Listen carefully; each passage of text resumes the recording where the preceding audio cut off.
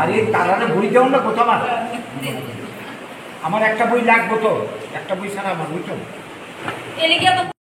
হ্যাঁ, আমাদের আজকের এই যে সাংবাদিক সম্মেলন, আপনারা জানেন যে বিগত কয়েক মাস ধরে ত্রিপুরা সহ গোটা ভারতে অনুপ্রবেশ ইস্যুতে কেন্দ্র করে আজকে দেখছি আমরা বাঙালিদের উপর আঘাত, বাঙালিদের কি বলবো, ত্রিপুরা উত্তর পূর্বাঞ্চল গোটা ভারতে সর্বত্র বাঙালিরা রয়েছে, অন্যান্য জাতির লোকেরা রয়েছে।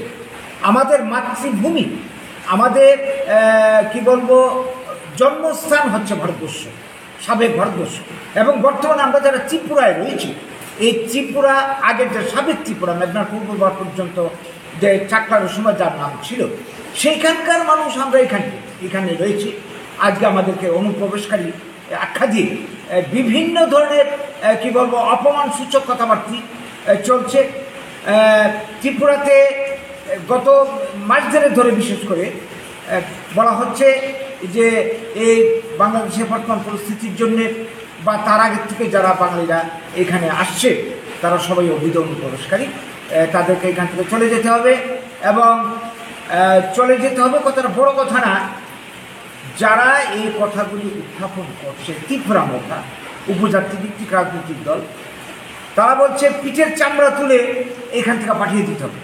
গত পরশু দিনের যে মিটিংটা গেল, এখানে অরাজনৈতিক মঞ্চ নাম দিয়ে আসলে তো যে রাজনৈতিক সব, কারণ এই যে যিনি এই মিটিংটা রেখেছেন রঞ্জিত দেববর্মা, তিনি তো স্ট্যান্ডিং এমএলএ এবং এখনও সরকারের কি বলবো অংশীদার, ক্ষমতার অংশীদার, বর্তমানে যারা ক্ষমতা রয়েছে, সেখানে যে অরাজনৈতিক হয় কী করে নাম দিয়ে তারা যে মিছিলটা করলো এবং যে বক্তব্য রাখলো, এইখানে যে উস্কানিমূলক কথাবার্তা বলল, এটা সহ্য করার মতো।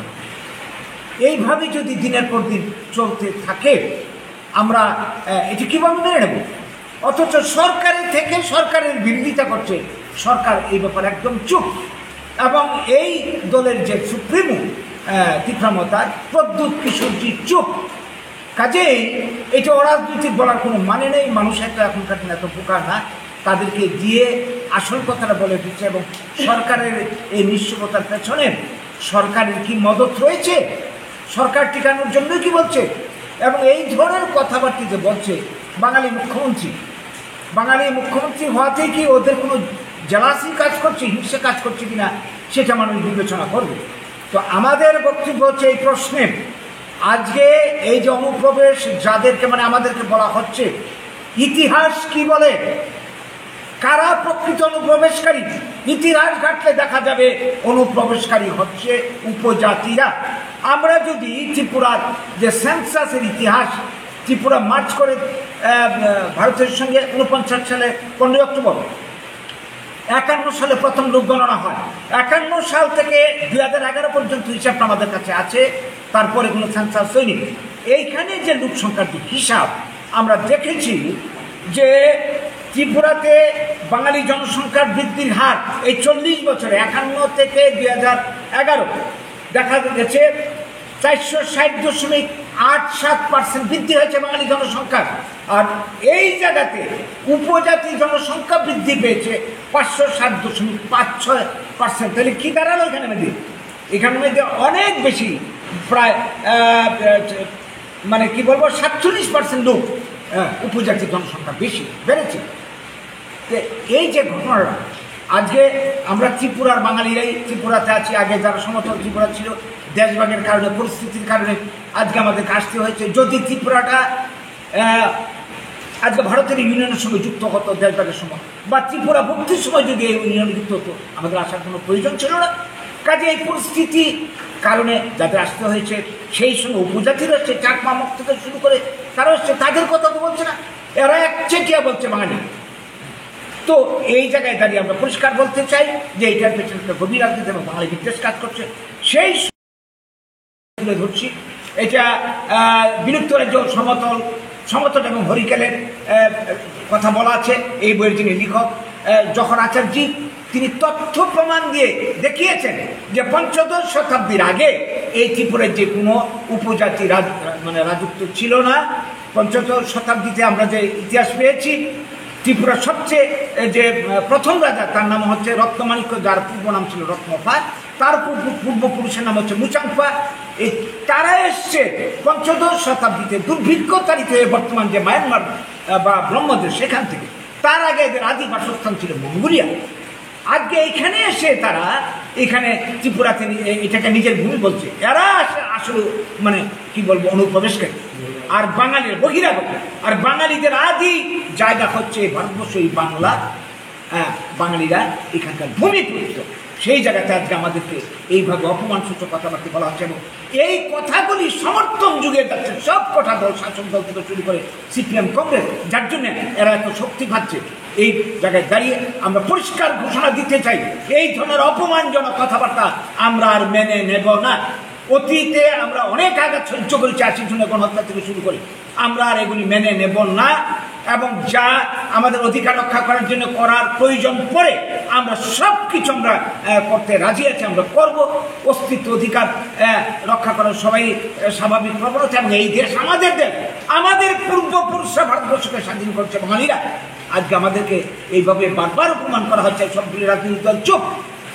সেই জায়গায় আজকে আপনাদের মাধ্যমে আমরা এই বার্তাই দিতে চাইছি, যারা এই ধরনের আমাদেরকে বারবার অপমান করছে তারা যাতে সাবধান হয়ে যায়। এবং ত্রিপুরা রাজ্যে ট্রাইবেল বাঙালি মিলেমিশে আমরা থাকবো, সমান অধিকার নিয়ে থাকবো, আমরা ওদেরকে বঞ্চিত করতে চাই না। এরা বারবার আমাদের বিরুদ্ধে আঙুল তুলছে। এই ত্রিপুরা রাজ্যে মানে ভারতের সঙ্গে মার ধোয়ার আগে এই রাজ্যে কতজন ট্রাইবেল শিক্ষিত ছিল, কয়জন এমপ্লয়ি ছিল? আজকে ঘরে ঘরে এমপ্লয়ি, এত শিক্ষার হাত বেড়েছে, ডাক্তার, ইঞ্জিনিয়ার সবকিছু হয়েছে। যে কার দৌলতে? বাঙালির দৌলতে, বাঙালিদের দ্বারা আজকে গুরুমারা বিদ্যা প্রয়োগ করা হচ্ছে উল্টা বাঙালিদের উপর। এগুলি আমরা সহ্য করবো না।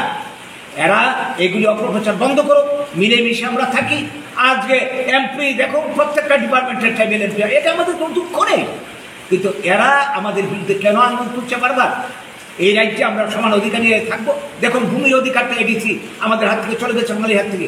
এখন নন এডিসি এলাকা তো এরা ভাগ বসাচ্ছে। আমাদের কি অধিকার আছে ত্রিপুরার যে বাঙালিদের? নেই তো এখন অধিকার। ভূমির অধিকার শেষ, চাকরির শেষ, ব্যবসার শেষ, এখন রাজনৈতিক অধিকার আমাদের যেতে চলছে। আমরা কোথায় দাঁড়াবো, কোথায় যাবো?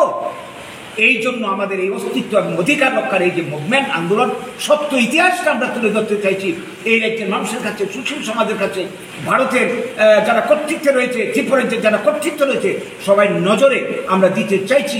আজকের এই সাংবাদিক সম্মেলনের মাধ্যমে আমরা মুভমেন্ট শুরু করেছি মানুষকে সচেতন করার জন্য, সত্যিকার ইতিহাসটা তুলে ধরার জন্য।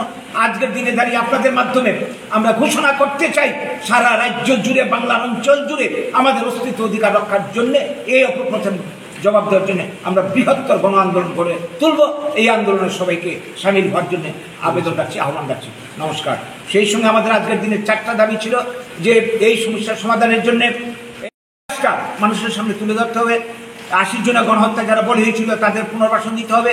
এই দেশ স্বাধীনতার সময় যে জাতীয় প্রতিশ্রুতি ছিল, নেহরু দিয়েছিলেন, whenever the minorities of East Bengal will across the border they will welcome, যেটা পাঞ্জাবিদের জন্য পুনর্বাসন ক্ষেত্রে প্রয়োগ করা হয়েছে, আমাদের জন্য করা হয়নি, সেইটার বাস্তবায়ন চাই। সেই সঙ্গে চাই ভারতের সংবিধান অনুযায়ী ভারতের বুকে নাগরিক অধিকার বাঙালিদের প্রতিষ্ঠা করতে। এর জন্য আজকে আমাদের এই সাংবাদিক সম্মেলন। নমস্কার। সেই সঙ্গে আমাদের আরেকটা দাবি আছে, এখনো পর্যন্ত যে সব উগ্রপন্থী মানে বাঙালি গণহত্যায় জড়িত তাদেরকে অবিলম্বে গ্রেপ্তার করে মানে আইনের সাজে আনতে হবে, না হলে আমরা তার জন্য আরো বৃহত্তর আন্দোলন করে তুলব ভবিষ্যতে। আপনাদের পরিচয়টা? আমার নাম গৌরাঙ্গ ত্রিপুরা, আমি সচিব, আমরা আমার ত্রিপুরা করি। আমি দুলাল ঘোষ, আমার কথা